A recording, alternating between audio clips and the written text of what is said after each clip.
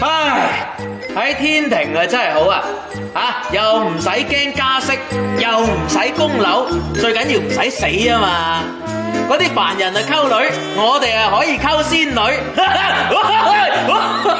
師兄，陣間場賽學喂，入場陪我玩兩手好唔好啊？我唔好賭嘅，我淨係好識嘅啫嘛。有冇仙女去先？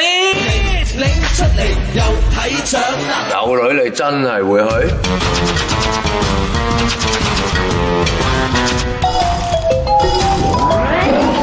不了啊！夫今年又攞獎啦！好似過緊嚟揾你喎，師兄。係啊嘛？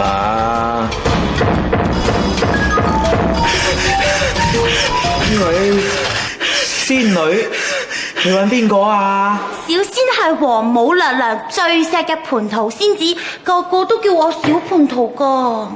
咁樣都只係小蟠桃，大嘅話可以有幾大？係啦，桃姐，今日嚟做咩咧？唔記得同你講，玉帝揾你哋過府一趟啊！我今次唔打你，下次早啲講啊！有請。短尾鶴唔係話點飛啊？豈有此理！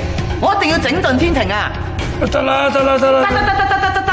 咁多神仙都係廢柴嚟噶，我全部都要見。一停唔啱嘅話咧，全部都要炒晒佢，全部都炒，係一個都冇得留低。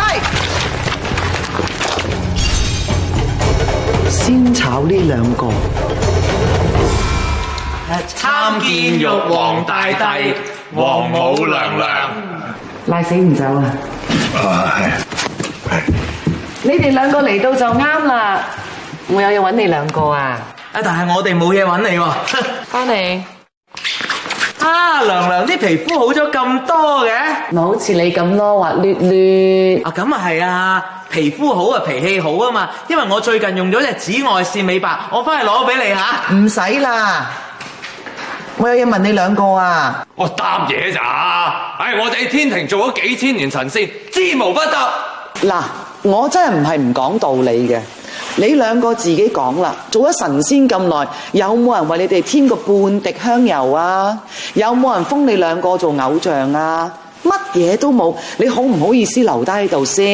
咁啊唔係咁講啊，娘娘。正所謂就唔做唔錯啊嘛。其實我哋兩個喺唔做方面係做得唔錯噶。喂，咁你天庭萬幾人喎，係咪先？咁一個又話改革，一個又話要整頓，咁咪搞到一個要拉布，一個要剪布，一個講一套，一個做一套咯。咁天庭咪亂咯，係咪啊，娘娘？